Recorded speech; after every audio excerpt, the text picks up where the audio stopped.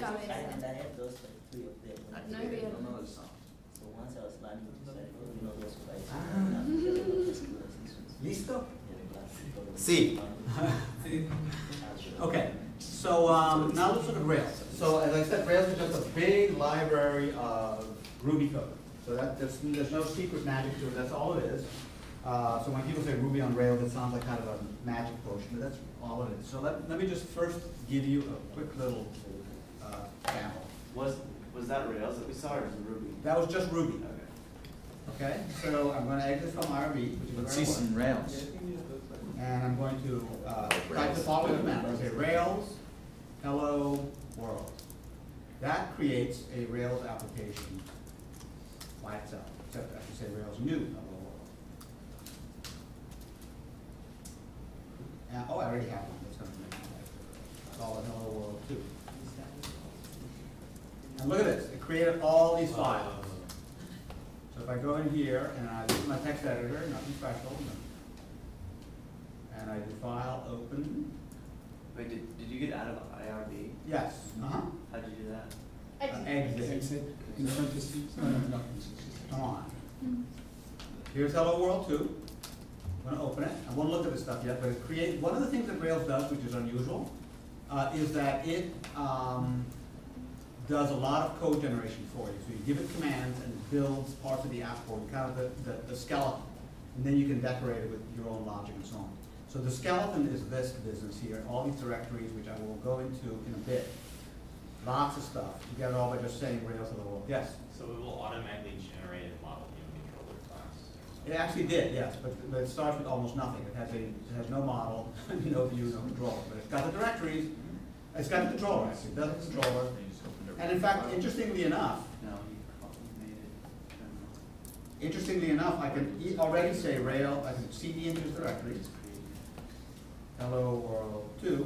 Now I'm in this directory, ls means directory, okay? There's the subdirectories. Okay, and I can go in here and I can say Rails server, which means run a server. And it says, I'm running, and here's my URL. It's that easy? Wait, it doesn't do anything yet, but yes, it's almost there. It's like an infomercial. It's not easy. Wait, there's Okay, look, see here? Yes, that's what it's like. Oh, wait, here. There it is. Welcome aboard.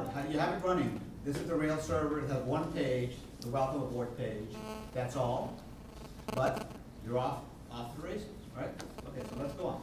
Can you save that text, that terminal? I'm recording the whole session. Awesome. Okay? Right. But there's much better, like, orderly videos you can find that do the same thing. Okay. This will be a little random, but you'll hear my voice. Okay, so, or whatever that's worth.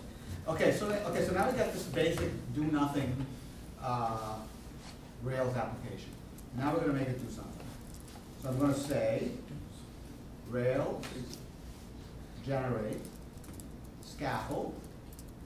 I'm going to call it animals table, and it's going to have a type, which is a string,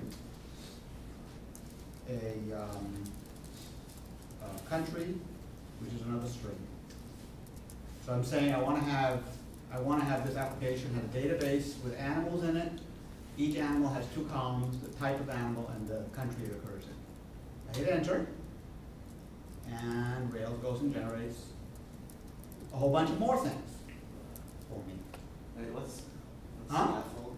I'm gonna scaffold is a command in Rails, but it's also lingo, which is when a piece of code is built that has all the standard bits already in place for you to go edit it. So it's kind of a scaffolding, like your scaffolding to go to it. That's what they're referring to. So I said, don't just add database, but also add fake or suggested Ruby code to implement a simple control or implement a simple view that at least you can see what it does. The next step, so far what I've done is Rails new, hello world 2, and I've done Rails generate scaffold, animals type string, country string. Next thing I'm going to do is rake db migrate. Now rake, anybody knows what make is? The make command on programmers. Okay, it's just a way to run, one way to think of it is it's kind of a batch programming language. It's a way to run a series of applications automatically. But the magic of make and of break, break stands for Ruby make, is that it is able to look at what files have been changed since the last time and only process the ones that have been changed. So it's like compile? No, think of it like a batch program where you can say, you know, run this program, then run this, like run a compiler, run a linker, run a print, whatever. It's like that, except it has the extra magic of being able to apply its operations to only files that have changed. And so you can, I mean, I'm totally oversimplifying, but the idea is it's a tool that programmers use to automate their work. Okay. And so here I'm saying rake db migrate, and that means update the relational database based on the new model I just created. Okay, it's magic. I know it's magic. It's supposed to be magic. Don't worry about understanding it too much. Good question. So now, just sure. Now what it did is, okay, I see now that I have to create a table called animals, and it just did. Yes. Rake is made for Ruby? Yes. Oh. Yes. So now I've got that. I've done the db migrate. Now I do Rails server again, to run the server because I killed it before. And so now I got the server, there's the URL again, as before. I'll go to my browser, I will refresh. Oh, nothing changed. Okay, that's fine. But if I say animals here, now I'm going to create my REST URL. Animals. I'm going to go see the list of all my animals. I have none yet. Okay. Now, this is all local, right? This is all local. Okay. But we're going to get to the server stuff before lunch. Well, it's not really local. I mean, if you have your IP address, I can connect to it, can't I? Right now. Yeah, I suppose so. Yes, if you I'm had. gonna try it. Go. What happens if No, you have to know his IP address. You need How do I find out my IP No, address? that's the local one. 00000. How do I find out my IP address? Do if If config. config. Server might What? not be broadcasting to. That's the other thing. Yeah. What's it say for the if config? Can you see the? This one here?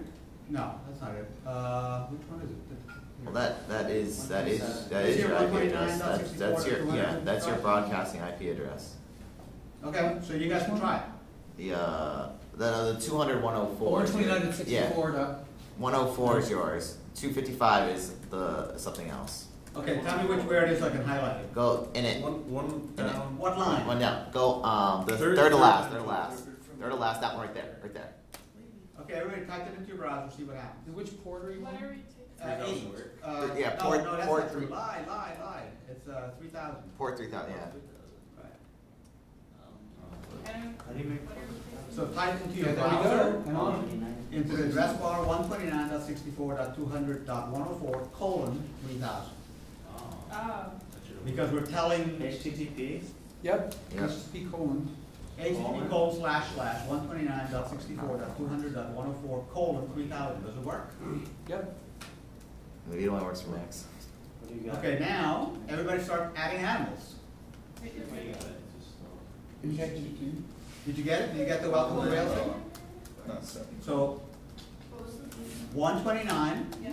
Wait, HTTP://129. What network are you Oh, on? he's on a different network. It's not That's working. why. But he said he got it. Are you Yeah, on but top? he's on a different network. Yeah, so if I'm you're on. no, I'm on it. I'm on JBS 2011. Oh, I'm on secure and I connect. Wait, so. I'm on secure also. We're on JBS Finally got 39, Oh, the I got it. said they connect. HTTP://129.64.200.104:3000. And then how do I do the animal? Slash animals, because it's a resource. I want the resource of all the animals. You get it? Okay, add an animal. Everybody add an animal. What, through the terminal?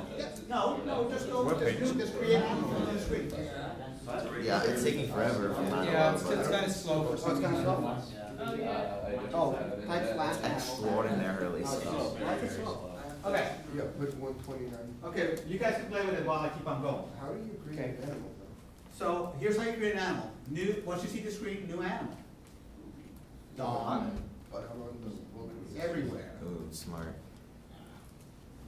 Okay, boom. Maybe the secure network doesn't like doing that. I'm gonna create another animal. Oh, that's what Yeah, Ruby that's just fine. did automatically? Yeah, They provided this whole. Fish. I don't know where to go. Yep. water. That's. Long time, 2.5 So, seconds. if I- That's a really Oh, weird you URL. said originally you said string, type, and then country string? I think I made a both string, didn't I? Oops.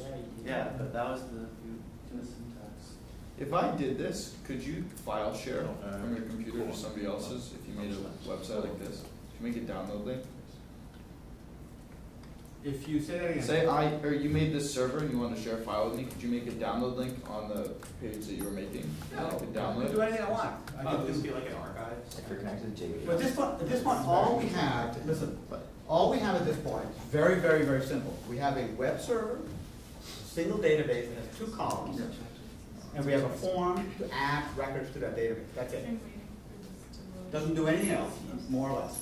All I did was 3 commands, yeah. So right now, if you open up your Hello World 2 and whatever. TextMate, yeah. It's gonna have all this info? Yeah. In fact, if you look here, you will see here, under the database, there's a development database. And it's not going to be legible because it's a SQLite database, but in there are those animals that have been defined so far. Okay? That's the server. That's the server. Now, I have a little bit of a mystery, which I'll let Tim figure out while I talk, which is what happened to the type. I don't know. Let's see. Let's go here and see the commands I issued. I'm trying to connect. Yeah, animals. Oh, it could be the type is a reserved word. Oh, could be. Most likely. Could be. That's a good theory. I like that. I like that. Doesn't matter. We can go on. So here you see the trace. Now we're looking at. Remember, the server is a computer. It's got a console, and because I'm running in test mode or development mode, it's typing in some logs information like people do. And so you can actually see the requests that are coming into the server. The first request was it received an HTTP GET with that parameter, animals. At that time, it ran a control. I'll explain what this is in a second. It ran a controller. It read the animal, all animals out of that database. It created an HTML file. Remember that thing that said take the parameter, which is the URL. I have it over there, and come up with some HTML. There it says rendered animals.new.html. So it created that. Completed it, returned a 200 OK, HTTP request is returned. And then there was another one. And every time, if any of you succeed in doing a GET on that server, something's going to show up here. Kind of following that? There are. Lots of people trying to get it. Okay. Two different IPs. And it should say what URL they're coming from. Or, yeah. Yeah, IP, yeah. Got it? It's crazy, isn't it? There's all there was 3 commands. It generated all that code. Now, this is like you know, Julia Child's taking the cake out of it was already cooked out of the oven. I mean, you can do this and it's fun and it makes a good demo, but it really doesn't get you very far because if you want to build a real website, you got to understand what's going on. But still, it is pretty interesting to be done so quickly. So let me take you through the code a little bit. Again, remembering that this is just for illustration. Nobody's expecting to learn this on the first viewing. But if it gets you excited, I will lend you a hand. Okay, so here's all the code that was created by those 2 commands. Okay, this is the Hello World 2 directory. The first thing is a folder called app. And that really contains all the application code. So it's divided into 4 folders: controllers, models, I'll skip a couple, and views, and those 2 that we can ignore for now. So let's look at the models. There's an animal model. It created an animal model for me. Let's look at the controllers. It created 2 controllers for me, an animals controller, which is code generated by it, and an application controller, which has very little in it. Okay? And it created views. There's an animal view. There's actually 1, 2, 3, 4, 5 views, 5 kinds of bits of HTML that you can generate. Because you remember yesterday, when you receive the GET on the server, you get the URL, that's the parameter. Your job is to create a bunch of HTML because that's what's going to get returned, right?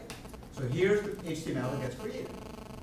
And you noted that this HTML has in it a combination of regular old HTML tags, h1, table, dot, dot, dot, dot, dot, dot, dot, combined with some crazy percent stuff.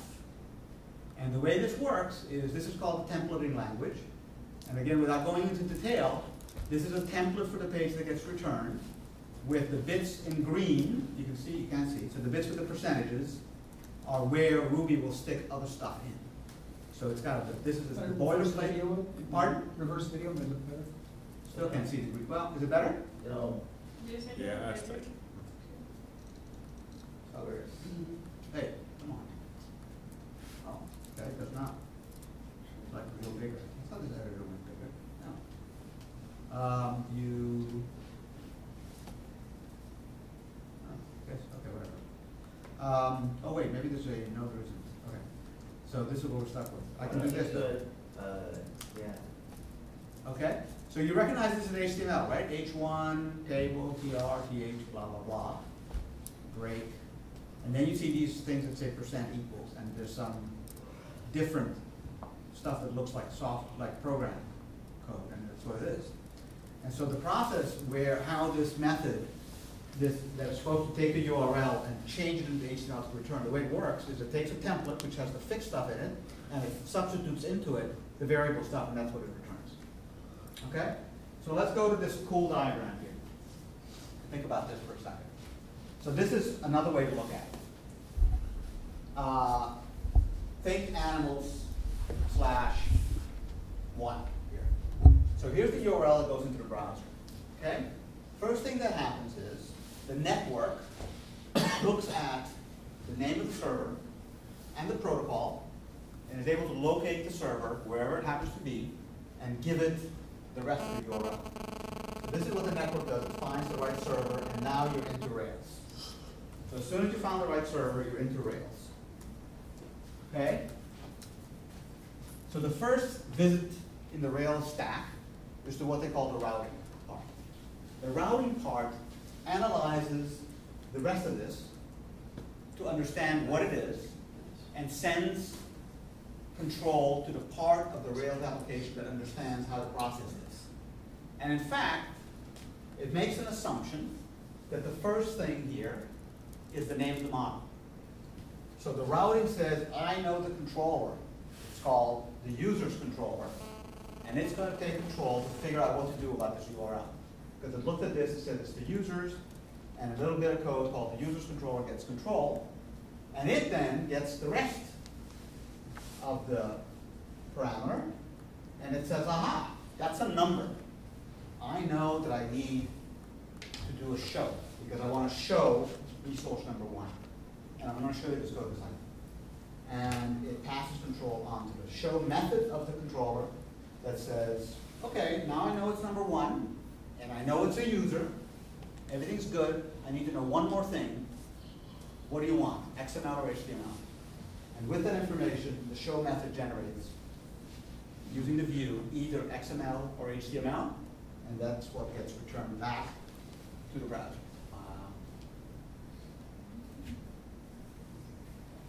Okay? Questions? So if we wanted to change the layout so that the URLs would be different, that would mess everything up. Yes, but you could, that's what the routing controls. The routing is where the mapping of whatever's written here to the appropriate view is happening. So if we wanted to change all the URLs on our site, we wouldn't have to actually go in and like change URLs. We just have to tell the routing controller to use a different algorithm. Yeah.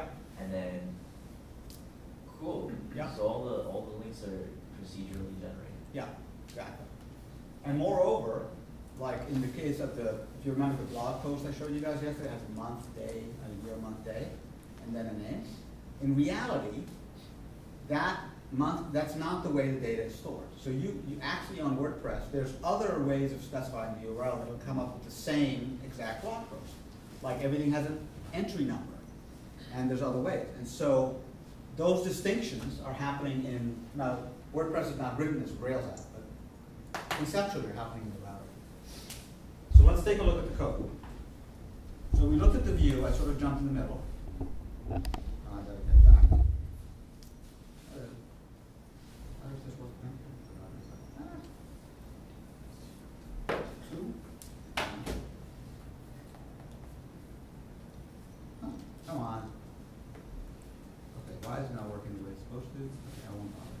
Let's go first to look at the router. So we're gonna look at config, and we're gonna look at routes.rb. And in fact, all that's needed to capture all this default behavior, because the interpretation of the URL that I described is the default for Rails, is it's told that there's a resource. Remember REST, the R in REST is for resource. There's a resource called animals. And by simply saying that, you automatically get an understanding of /animals, /animals dot /1, /animals dot, /animals /1 dot XML, all that sort of is implicit. So this is like the total default behavior. However, there's other things you can do. You can say, these are all complicated cases, but you can say match, you can say root, if the slash without anything after it, always go to this method. So here's, in a real Rails application, there's a bunch of entries here that all describe the different ways of parsing the rest of the URL, and its only job in the world, the router, is to send that to the right controller. That's all it has to do. Yeah? Is the hash mark Ruby's way of making notes? Now, yes, it is. In general, it is, but the way it's used here, it's not. In this case, it's a shorthand for a class and a method. So, in other words, Is it being run? oh, this hash mark, yes, this is a comment, I'm sorry, yes. I thought you were looking at this thing down here, which is a different hash. No, that's a comment, yes. Wait, so a Ruby hash is the same as like a Java dot? No, Ruby hash is like a //. It's a comment. Big slash. These are all No, comments. the others. The other one, no, that's a special notation for the router. It's a special case thing, don't let it confuse you. Okay. Yes? More questions. What if you had more than one model? How would it know which one to use? Because in the router, well, I'm gonna add a model in a minute, so you'll see. Okay. Let's go. Pardon? What's the difference between .rb and .erb? I'll get to that. Okay. I'll get to that. So let's take a look at the model. Now the model is very interesting because it's going to be empty. And the thing that's cool here, in other words, what you would expect, not knowing anything else, is that the model would say instance variable type, instance variable name, that would be the model, right? And in fact, but it doesn't say that. And the reason it doesn't say that is because another bit of Rails functionality is that it actually looks at the database, looks at what columns are there, and automatically makes those into the instance variables for the model. And the advantage of that is that if you add a column to the table, you don't have to go change your code. It automatically now adds another property to the model. There was a hand? Yeah. Yes. This is a quick question going back to the routing and controllers. Yeah. Let's pretend I wanted to do a redirect so like I want to redirect to an external site. Can I do that in my routes.db, or is that somewhere else where that functionality occurs? Typically it would be in a controller. Okay.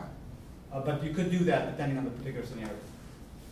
What was which file did we look at just before this one? The routing file? Yeah. Yeah, routes.rb, yeah. Oh, so there can only be one of those. Yeah. Mm-hmm. Okay. Yeah. Okay. Okay? All right, let me go on. So anyway, so that's the story of the models. I mean, usually there's more code here, but the default model where all it's got is a property, one for each column of the animal database, which, by the way, we can look at by looking here. Wait, the database is an XML file? No, the database is not XML file. This is YML. described in What? YML? No, it's not either one of those. Here's the schema is an RB file. Okay, here's the schema. So the table has a string called, and that's probably the problem, a column called type, which is a string, a column called country, which is a string, and it automatically has these two additional ones. All right? So that's the schema that we're using. Now let's look at the controller. Controller also was automatically created. Here's the animal controller, and it actually says what's going on. If the URL looks like animals or animals.xml, this is the method that gets called. That's it. Now, I can't see a highlight on this stuff. That's crazy. Okay. How do I do this? Can you highlight this way? Yes. Yeah, okay. So basically, this says, the first line says, do a query on the database and return all the animals that are there. The second line says, if the user asks for HTML, then go look at the view to see how to format it. If the user said, asks for XML, then just change animals into XML and return that. So these lines here are all about how that URL gets handled. When the URL arrives, the router gets it to the right controller. The controller says, ah, it looks like this, flash animals without the number. Then it means go to that particular action, index, and that's going to tell you what to return back. Okay? So let me look at the first one, format.html, which says go look for index.html.erb. So let's look at that. So now we're going to go to, this is the controller, now we're going to go to the view. Index.html.erb, that says, this is regular HTML, as you can see, except down here, suddenly there's some non-HTML stuff. And this is just saying, for every animal, create a row in this table that looks like this, animal type, and that's the problem, so you're right. This is where things go sour. Yes. So the first column is the type, the second column is the country, the third, fourth, and fifth are show, edit, and destroy. So let's see if this is actually true. So I'm going to say list the animals who are taking JBS. Now, is there a reason you're doing this in Notepad instead of the post? This is. For easier demoing, that's all. Okay. No reason, it's just that. So I changed the header for this file, oops, sorry. And I will also, for fun of it, change show it, edit it, destroy Okay, it. 'cause the type is shit. Okay, so now if I go here, and I'm going to refresh this page, I change the app. It's got a new title, and it's got show it, edit, and destroy it. Got it? Now, Jackie's room. look at, by the way, here's all the, great, people have been working on it, awesome. So, now, the sequence was when to the controller, the show method used that view to generate that page. HTML, return to the browser, display, bam, right? And answering Sahara's question, .erb means that you will find in this file these little bits of percent stuff, which is code. So it's Embedded. embedded Ruby, yeah, that's what There it you is. go. Got it? Yes. So what was the problem with type? I have to check it for sure, but I believe .type is a existing built-in method that's throwing it off. Okay. Now, let me change this to now .xml. Okay? This does not help too much, but if we do view source, we see that the same all animals that I did is now generating, instead of these bits of HTML, it's generating the same thing as XML. Following that? So, if you remember this logic in this controller that we looked at, it said first find all the animals, a bunch of records, I don't care, I haven't decided how I'm going to render them, just a bunch of records. And I'm going to return them either as HTML in this line, if I was asked for HTML, or as XML in this line. And that's what happened. I was thinking about that, so let's try that, see how much this is built in. Render JSON cat animals. Just following the pattern. And see what happens. Boom. It's Jason. That's JSON. Yep. JSON. JSON. Different people pronounce it differently. JSON. But basically, you see, it's the same information as XML, just formatted with different syntax. A little bit more compact. You see how you might even eval this particular Yeah. string. Yeah. You know, because it starts with a bracket there, that's an array. So it's basically an array of strings. Objects. It's an array containing, the first thing is an animal list, and that's it. So it has an extra level of this for whatever reason. Okay? Got it in code.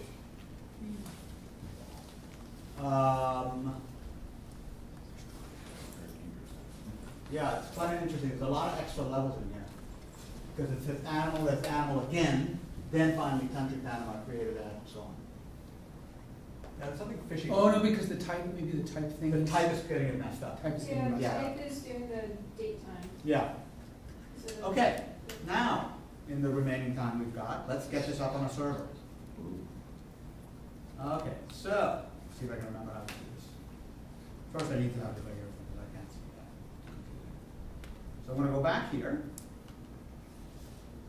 Why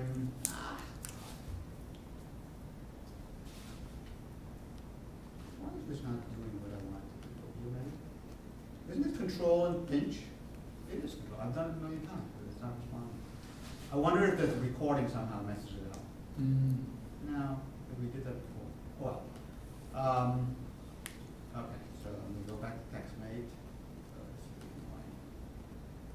I'm gonna kill this.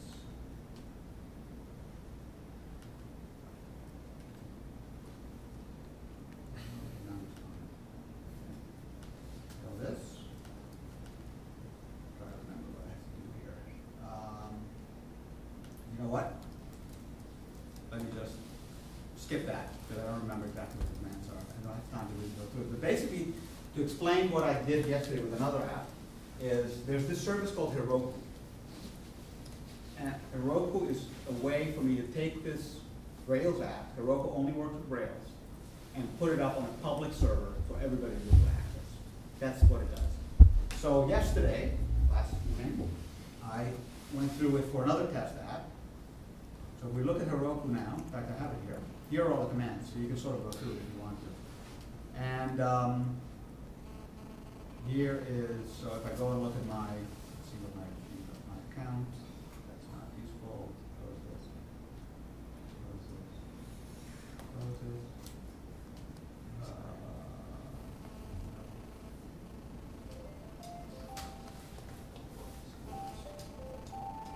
Okay. So everybody can try accessing this URL that I just wrote here, stormymountain-780.heroku.com/scores. It has to wake up. While it's waking up, I will go and show you the code. So if I go close this, did you get in there yet? It's still The header. It's still in the network. Oops, I'm in the slow network. Got it. Stormy. Are you in there? Did you get in? Yeah. Okay. All right. So if I do file opens, Scores. Found it. and I believe this was the hello world. Let me just see what the. All right. Yes, Only that's- numbers. So going to the app here, is this all scores, model? Yes. So basically, there's two tables in the database, scores and users. And you see the model for score and the model for user. And I did the same commands, very similar to what I did for you just now for Hello World. But then the additional thing is I took that app and I gave it to Heroku. Are you guys in on the Heroku thing? Because I am still. Yep. Yeah, yeah. Okay, good. Okay, there you go. So you can now add things. You can add new score. And click the new score button and add some more new score. And I create a score. And I can also go here and say users. Now I have a second table. And there are the users. Get this, Gaspar Obama, Gaspar@whitehouse.com, .gov. Because Gaspar's last name is almost like our president's name. I had 2 glasses of wine. Which is the way we do this. That's how we roll. And there we have 2 records. Add some more users. And then we can do .xml and get them as XML. Or if we have made that change we just talked about, we can do .json. If I do .json now, what do I get? Yeah. Which in Rails land is looks like, wow. It's supposed to give that error that we've all seen a million times. But it's empty, I don't know why. But basically, so Heroku is a way, once you get your Rails app working on your own computer, if you put it up on Heroku, it's free for a little thing like this. you put it up on Heroku, and bingo, now there's a URL, including a domain name that's publicly visible, and that's what you can connect to your Android application. So, first of all, Tim is researching another way of doing this over at Amazon Database Service. The Vocable guys are definitely going to use this. And anybody of the other two teams who want to use this, I'm glad to help you with it. And what we will do is something very, very minimal. We'll do kind of what I just did here to produce one of each of the tables like you have there, put them up on Heroku, and you'll have it implementing the full set of REST calls. What you need to do on the Android side is then write the Java code, which, and I'll have a very straightforward set of calls to do this. But you can do your own research. It's basically, how do I call REST from Android, which will then retrieve the information from the database, from the service, from the REST service, and you will get it as XML, and you'll convert the XML into data, and you literally use it that way. So there's a few options, and that's what we're going to do. So basically, we write the Rails app on my computer, or whoever's Mac is there. We'll get it working locally, we'll test it, and then we'll put it up on Heroku, and we'll take it from there. Now, what is the big thing that none of these apps have? Security, right? Anybody who knows this URL can go look at your data and add records into the data. So we're going to figure that nobody's going to guess stormymountain780.heroku.com and just run that risk until we get a little smarter. Yeah. If, I know Sahar is doing the server stuff Yeah. for my group, can I Yeah. come along too? Yeah, of course. I can just do it. Yeah. Anybody, When is it? this afternoon, right after lunch. After lunch?